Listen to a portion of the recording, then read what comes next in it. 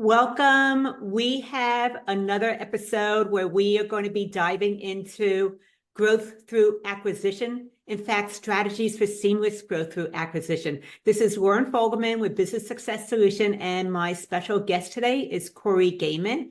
Some of what we're going to cover is what clients really want from their accountants that go beyond just the basics, how to attract new clients and upsell existing ones with business advisory services, and proven strategies to stop trading time for money and truly own your business.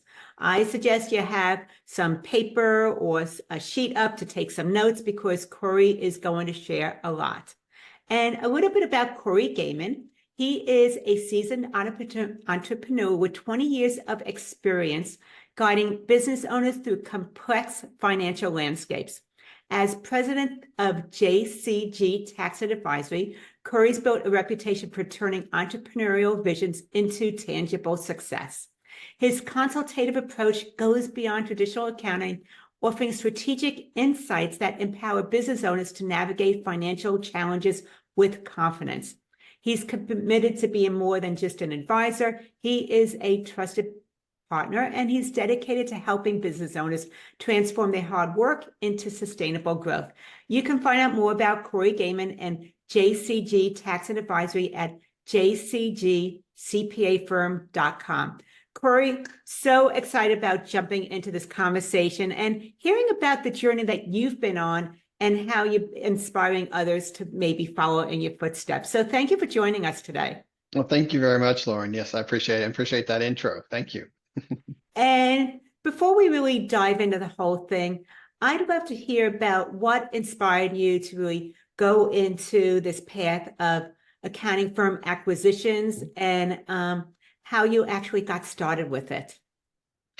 Sure thing. And just to understand that, I'll just give a brief history of how I started, even as a CPA. I've always felt like I was an entrepreneur, even when I was younger, and that one day I would own my own business. And I just never really knew what that was. But accounting really crosses all business boundaries. It's in every industry, every business. It's needed everywhere. So that was the path I took. And I got my training in at a CPA from before I started on my own. But once I had 7 years experience at that point, I felt confident that it was time for me to take reins of my own life, take control and build my own practice the way I wanted it to be built.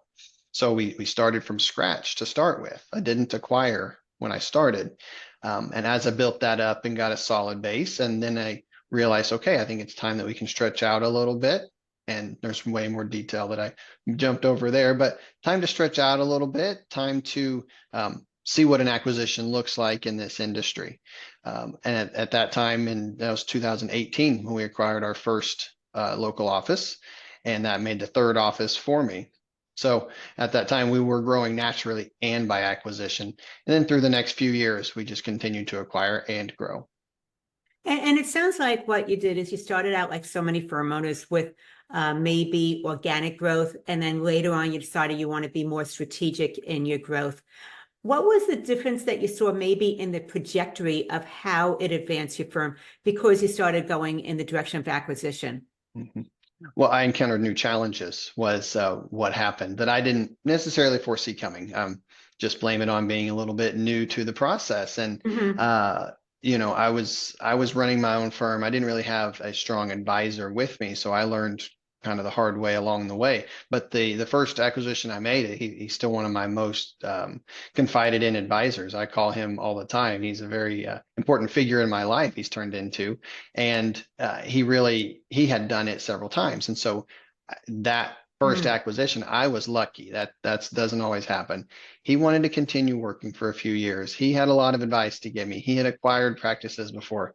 He was on board with the vision. He said, I wish I was younger. We'd do it together, but he was also ready to retire. So the challenges that you run into that you just don't see coming are you taking on some staff that you need to get into your culture? You're taking on clients that have been treated a certain way by someone else, and you need to placate that a little bit, but ease them into the way that you're going to do things with them. And then the fees, they could be all over the place. Doing due diligence doesn't always reveal what the fees are. And so that's because our industry is so private. and confidential. So sometimes even just seeing the fees and due diligence doesn't always give you a clear picture. And then what's included in that fee, how much Mm-hmm. advice, how many meetings, how many phone calls. And that was one thing that was a struggle at the beginning. And now that we've moved forward and I've acquired 7 different practices at this time, occasionally it was a new office, but sometimes it was a consolidation. And we've learned to look out for that and find ways to mitigate that. Mm-hmm. And some of these things we're going to be going into a little bit more deeply. One of the things is how beneficial that you ended up not just acquiring a firm, but you got a mentor along with it. Right.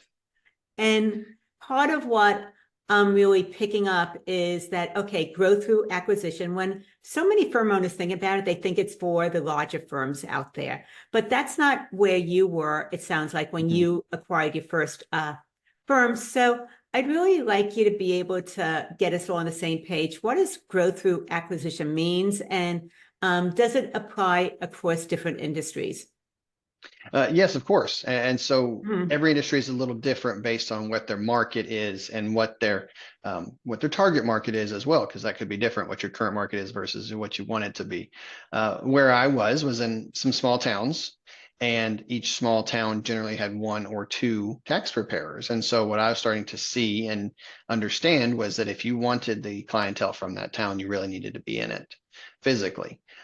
So that was what I saw as the opportunity when I learned of, this one that wanted to retire. I was able to just have a conversation with him, and we got a deal done and we worked together. And yes, I will consider myself very lucky that he became a mentor. That doesn't always happen. Mhm. In other industries, it could be retail store, it could be, fast food service, it could be construction, it could be anything. There, there's always someone who has built a very good reputation, built a very good client base. Even if there's no contracts involved, they're still returning clients, and then they have that word of mouth referral.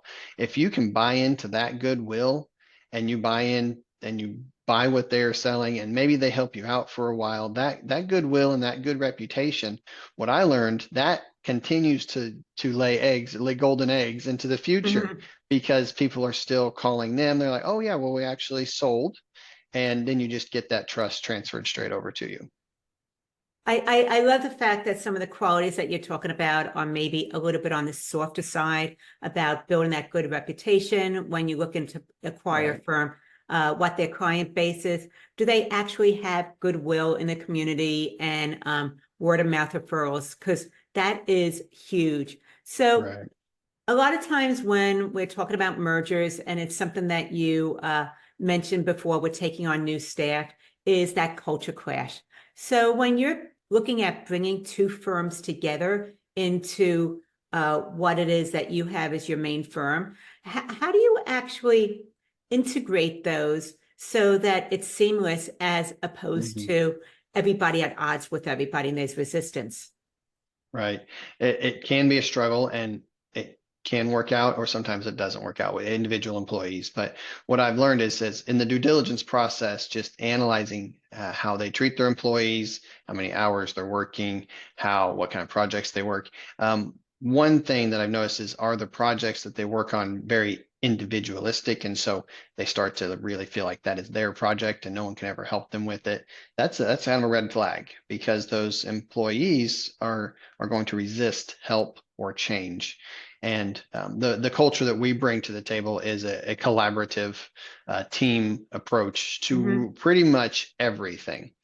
So if you have a process that can be improved, I want our team to come and help you to improve that process so that you're part of the team.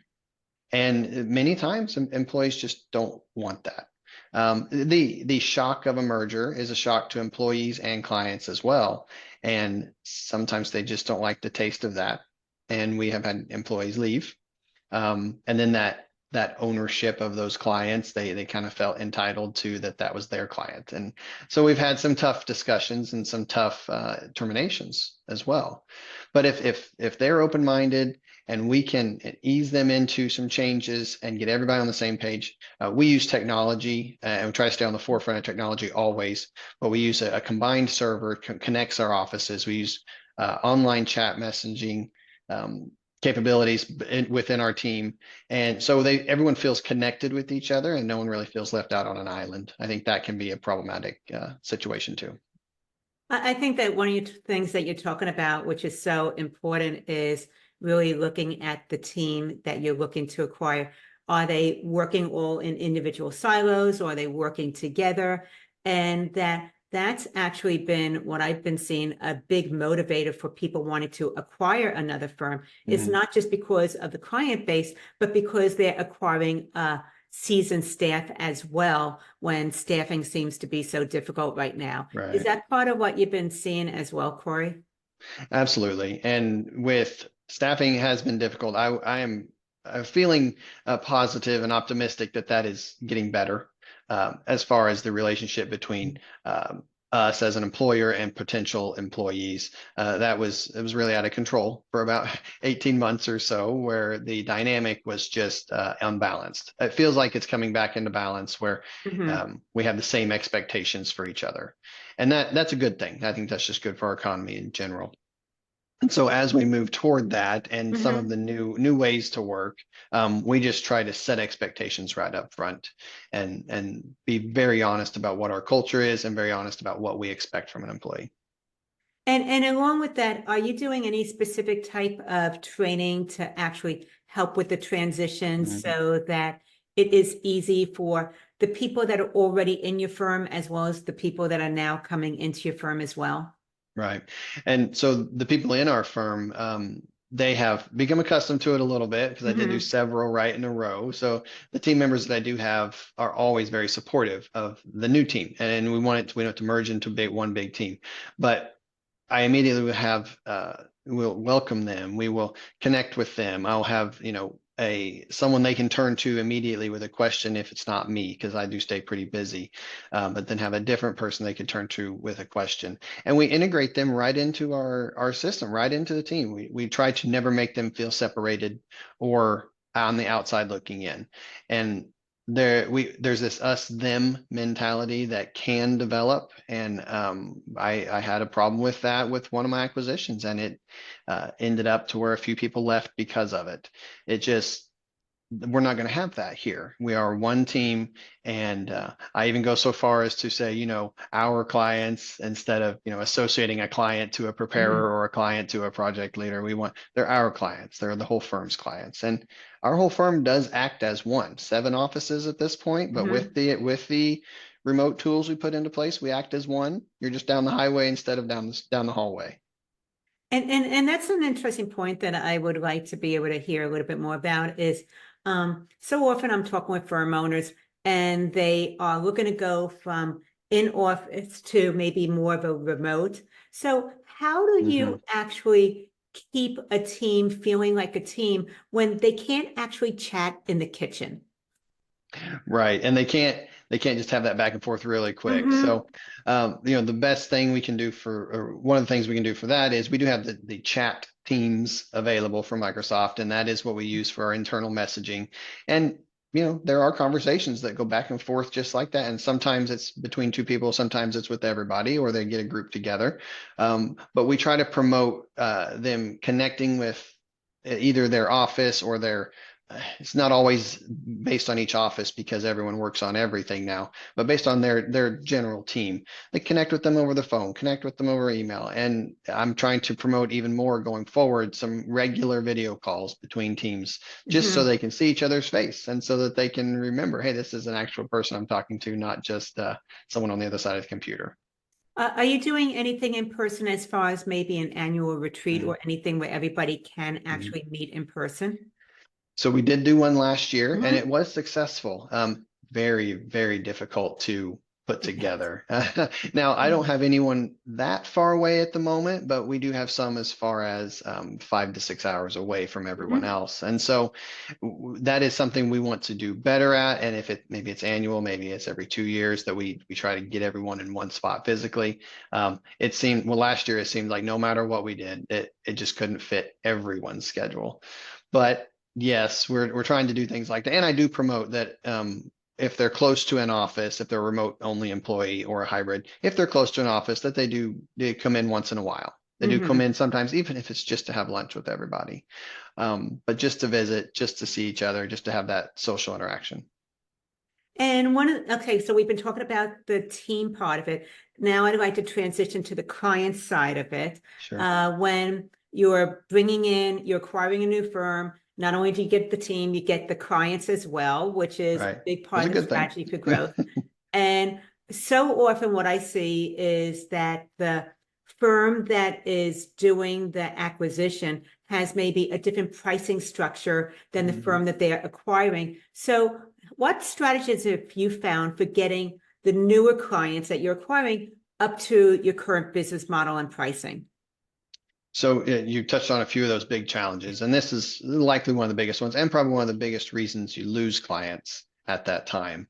And I have handled it poorly at sometimes, handled it great, and we're getting better every single time we do it. So occasionally it comes down to a case by case with the office or the clientele. So what I have learned, what I've noticed is that obviously most of the time it's a retiree and they've had this firm going for a long time. Mhm. And so now I'm understanding what to look out for in the initial due diligence better, because there could be some, buddies of theirs, and that could be, 20 different clients that they have got special pricing and never changed for the last 30 years. Well, I have absolutely run into that where I'm doing a return that should be $1,000 return for $100, and I did not see that coming. That's one thing to look out for. And one thing that we had to have the retiree be clear about when they are, because during the acquisition, they communicate with the clients first. That's the best way Mhm. to do it. They're sending a letter, they're making phone calls, they're doing that initial communication. We have them give them a heads up then. Hey, I've always given you the special price, but really market rates are higher. You can expect your bill to go up a little bit. If they can give them that forewarning, we're ahead of the game a little bit. And then a few years ago, we went to some minimums, and we just attempt to be honest with with the staff and with the employee or the clients right up front, that you're going to expect it to start to come up to market, because this is where it needs to be. It is a problem in this industry that billing by time and billing and never raising prices can just get stuck. Mhm. And before someone knows it, 10 years have gone by, 20 years have gone by, and they just didn't raise. And now they're just working. Their costs have gone up, but they're working for lower pay. Yes. Right. And you would be surprised how many times the employees themselves are protective of those clients Mhm. and don't feel like they should be paying more, or they have an opinion on it. And so we have to have that conversation as well. So it's really something that isn't just about a client-facing conversation. You need to really make sure that the whole team is on board and Right. moving forward in a unified way so that there might not be mixed communications or Right. somebody sabotaging what you're doing. Right. And And it then can create another us versus them mentality where, oh, yes. they raised your rate. Well, you're actually Hmm. part of us now, so you need to associate with us, and you need to call us a team when you're talking to the client. So I've had that happen before too, and it usually the client just leaves. And one of the things that you touched on and want to just go a little bit deeper into that is the communication with the new clients Mhm. that you're bringing on. And do you have any maybe tough learning lessons that you can share about that? Yes, we do. So with what we try to do with communication first, I want the retiree to give them a warning. We might mention it as early as we can if we meet them. And then our Hmm. engagement letters, we put our minimums on our engagement letters now, so that we just, if they're not expecting it and they're surprised, that's the worst reactions that you can get. If they weren't expecting their rate to be triple, but actually it's still half of market. um, Hmm. they just needed a forewarning. So yes, I've had a few where I got into a situation where I was doing many returns and really working way too many hours on them, and then realizing every single one of them was about a third of the rate that they should be. And I at that point, once the return's already here and they've already signed the engagement letter we had, this was before I had the minimums on there. That was one of the lessons, is to get the minimum on that engagement letter and point it out. But at that time, I couldn't call them back and say, I can't do this for this rate. I've Hmm. already committed to it. We've already told told them we're their new place, they can trust us, and then how do I slap this with them at the end? So our lesson there was upfront, upfront, upfront, upfront. They have to have the expectation if there's going to be a raise and why. And then if you raise it for maybe the return is more complex than previous years, always spell that out for them, because they just need to understand. And I believe that once they understand it, they'll be okay with it. And Mhm. to follow that little story is the next year when we started making this communication better, quite a few of them went out and shopped. About 75% came right back because, yep, Mhm. you're right. That is the market rate. And I think that that's what I've seen also, especially when you're absorbing a firm that tends to be client-centered, that Right. those clients are going to more likely stick with you because they already had the relationship with the staff and everything like that. They don't want to start with somebody else all over again. Right. Right. We have the staff, we have your records, we have Hmm. access to the person that used to work on it. We're the best solution for you as long as we can cross a few of these hurdles. Mhm. One of the things I think as a business owner is feedback is golden, whether it's from the Mhm. staff or from the clientele as well. So is there any particular process that you have where you're able to get feedback from Mhm. clients as they're transitioning into your new firm? So some of them freely give it if they're unhappy with the transition. Hmm. That's okay. We accept it and listen to them. And I've always thought that if it's important to them enough to say something, it is important, and we need to listen to them and then just try to walk them through it. But we ask for reviews. We ask for, how did you feel about the process? We just try to continue that communication with them. And usually it's if there's someone at the front desk that they know already and that they trust from the past, that's the best person to get feedback from them, because they Hmm. will give it to them. If I ask them, they might just smile and say, no, it's great, and then leave and not come back. I would, because they don't want to insult me, or they don't want to just be honest to someone new. They would rather, but if there's a receptionist they've talked to for years, they're gonna tell them the truth. So I Hmm. try to let them get as much feedback as possible, and I ask, okay, what are clients saying? How are we feeling? So we try to just keep that communication going. And I think that people appreciate it if they're giving feedback and there's a concern that it's getting addressed, especially with somebody that they Mhm. know, and that people just want to be seen and heard. So Right, them being honest with you is right, them taking a little bit of a risk, and I right. appreciate the fact that you follow up with that. And So I yeah. always make it a point to thank them. And I say, I appreciate you bringing this up so that we can work through it. Because I would much rather that than them just be silent and leave. If we can Hmm. work through it and I can keep you as a client and we can have a better solution here, and that we can learn for someone else from what's going on here. And I'm just honest with them. And I say, thank you for bringing this to my attention. Let's talk about it. And thank you for not just leaving. I don't exactly say those words, but that's what Right. I'm feeling. Hmm. And I think in the long run, when you actually do that, you end up having a better client because they do feel that you're open Right. to input and you want to be the best that you possibly can. Right. So one of the things that you were mentioning earlier with your team is internal communications, tech, and wanted to just hear what you see as far as tech that helps with your team being able to just make this a smooth process for everybody. Right. So we've gone as much paperless as possible, and that has been part of the Hmm. transition when we do an acquisition. And that's difficult because, again, if you're buying a firm that has done that the same way for 30 years, they might not be paperless or even close to it. Maybe they just started. So there's usually a lot of scanning that needs to go into it. Hmm. And so I'll have a team that does that. And once things get into our format and the way that we can do business, and so we're all set up to where employees from any office can help any other office. Well, if we don't get these documents to the server, and if we don't get the work papers to the server, we're not able to help.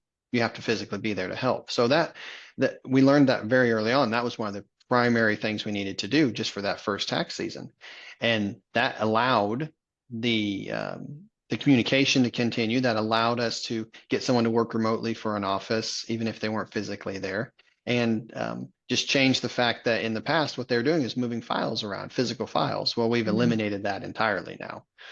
even within offices, we don't have as many files. We have gone to, hey, maybe there's one work paper sheet that roams around, but really we've got a workflow process online as well. And we're going through that workflow process online, and we don't even use the route sheets anymore. So we're moving and improving every year on that. And I'm really happy with the direction we're going at. We feel like a remote firm, even though we do have the offices. And as we're talking about tech, and it sounds like you're very process driven, is there anything that you put in place as far as a system for getting information from clients easier instead of having to constantly ping them and nudge them to give you these docs so you Right. can finish out the returns? Yes, and there's a couple ways, and we have this one workflow process server that we use, and they allow a portal. They have an internal workflow that we can Mhm. use, and there are automatic reminders that can be sent to clients. There are we have the e-sign capability through there also, and they get reminders if they haven't e-signed it yet. So they will get those automatic emails until they do the action that we need them to do. Because you're right, that is what slows everyone down and fractures our attention the most is when Mhm. they call in and, oh, what did you need? I haven't got it yet. And then you got to call them back and you got to catch them on the phone. We're trying to eliminate a lot of that wasted time just so that our process can work as efficiently as possible and they get the most effective product. And the other part that goes with that that I see is a lot of times there's a lack of boundaries, especially in these older, more Mm, traditional office where somebody can get something to them on April 10th and they think that it's going to be filed by mhm, the 15th. mhm. Are you putting in stronger boundaries as to Yeah. cutoff dates, and how are you navigating that with your acquired clients? Yes, and that has been a challenge. And what I've Mm-hmm. learned is that each acquisition has its own kind of unique process in place, and some of them are okay with it. My most recent acquisition, they actually enjoyed doing half of the returns in the summer because it kind of Mm-hmm. stretched out the work. I can't say I disagree with that, but I wasn't expecting it when it happened. And so then we had clients coming in, and it's not the extension due date. It is, they're coming in October and expecting it to be done by October 15th. And that was a challenge. And we're just being more open with those clients as this happens, trying to call them early or send them emails early. Hey, Mm-hmm. we'd like to get stuff done early this year. We don't want that rush at the end. So we just have to continue that communication with them. And sometimes we point out to them, hey, it's just these bank statements. That's all we need. You can download those in January and send them to us. That would be just as easy as doing it in September or October. And then we can get Mm-hmm. this done more efficiently for you. So one other thing is that the generations that I'm buying from, the retirees, they really they would jump when a client needed something, and that's okay. But when they were the only one working and the client can have direct access to them, that worked. Well, now we're more of a team approach. It's more corporate. I do understand that the feeling. So we're trying to maintain that personal touch Mm-hmm. with the clients, but set good boundaries with the clients that, hey, anyone can help you, but we might need, a day to get back to you.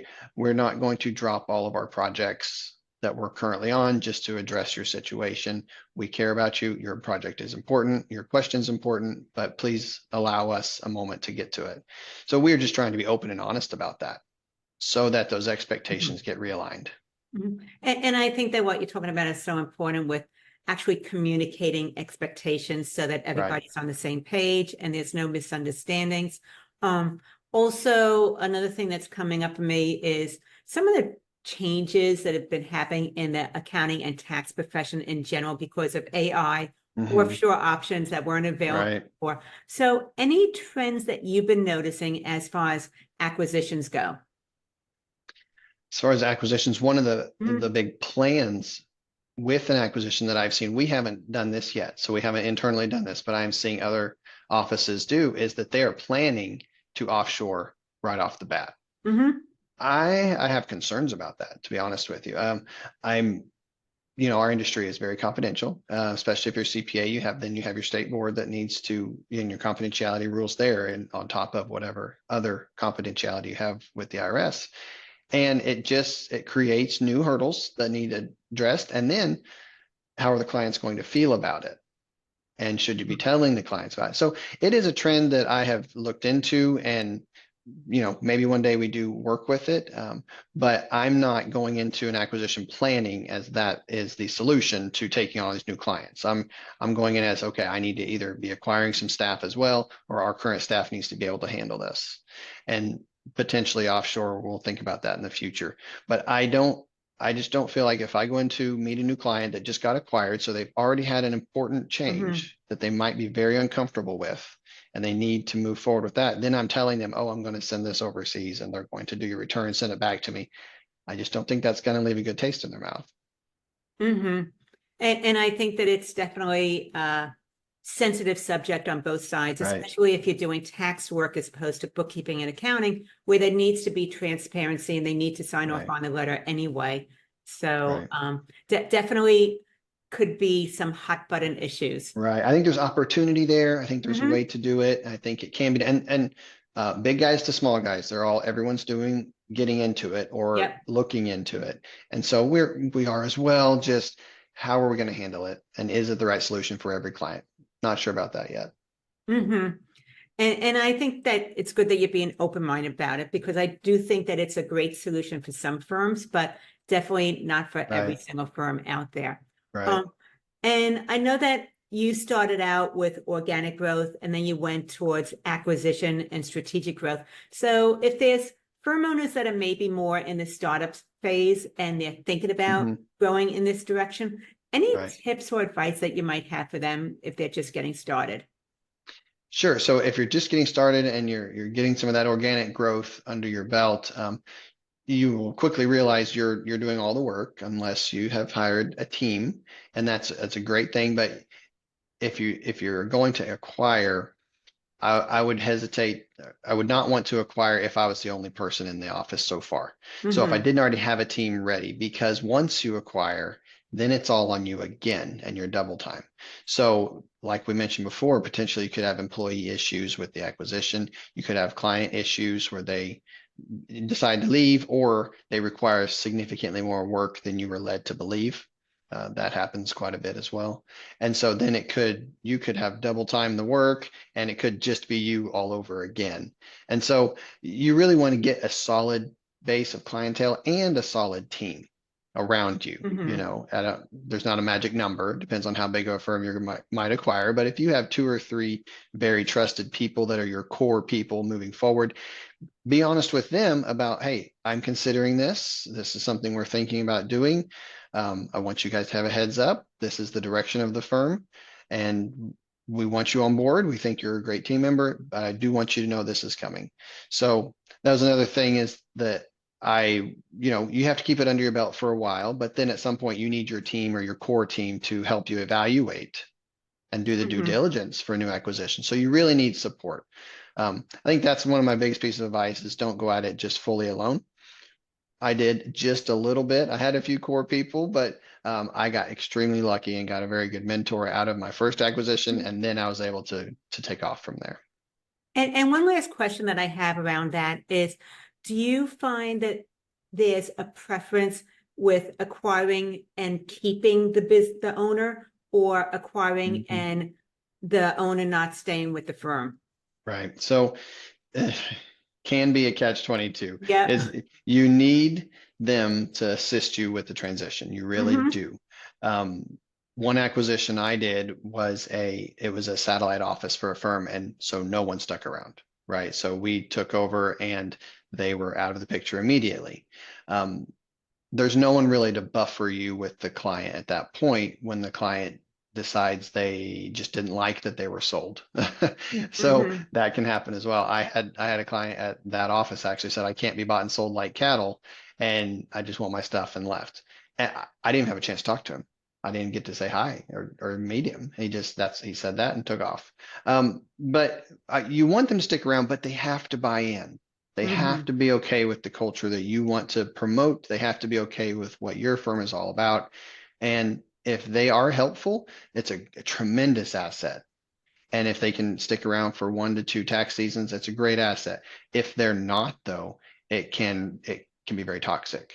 If they just can't let go of the control, or they don't Hmm. want to, or potentially you've worked out a deal that they will work how much they'll work, and then they always just were there all the time when it was their own business. So then they're all the time there with you, even if they're not being productive. So you have to watch their production, but that's new to them. So you have to have that conversation with them, and you have to maybe sometimes literally get them out of the office and say, I just need you to go home. Absolutely. We're So talking about the people factor. It can be messy. absolutely. It can be a tremendous thing. And again, you Mhm. can get a great worker for a few years, or it can be a bad thing. I've not acquired anyone that was significantly younger, a firm that was run by someone younger that was more of a merge. I've not done that, but I think if you're doing that, you would want to have some very open and honest conversations about who's in charge, or is this a partnership, and you would want to set those boundaries Mhm. and parameters right up front, so that when push comes to shove, you know who's making final decisions and who can be told to go home and not told to go home. So Yep. Yep. Cory, you have made so many powerful points today. Some of the things that we touched on is what clients really want from their accountant, just beyond the basics, how to attract those new clients and upsell the ones with business advisory services, and some strategies for being able to really advance your firm very strategically instead of relying on just organic growth. I appreciate you connecting with us. And if somebody wants to find out more about JCG there you Tax and go. Advisory, what's the best way for them to connect with you, Cory? One great way is LinkedIn, and you obviously can send a message that way as well. But then we have our website, jcgcpafirm.com, and has all of our contact information there if we needed to call in. We are now getting into tax planning season, tax strategy season, and we do in-house meetings with people, or we do online just like this. So we're set up at all of our locations to do video calls and work with clients all over the country. Cory, I so appreciate you joining us, the engaging conversation we had. I appreciate everybody that's joined us today. This is Loren Fogelman with Business Success Solution, showing accounting firm owners how to double their income, working half the time.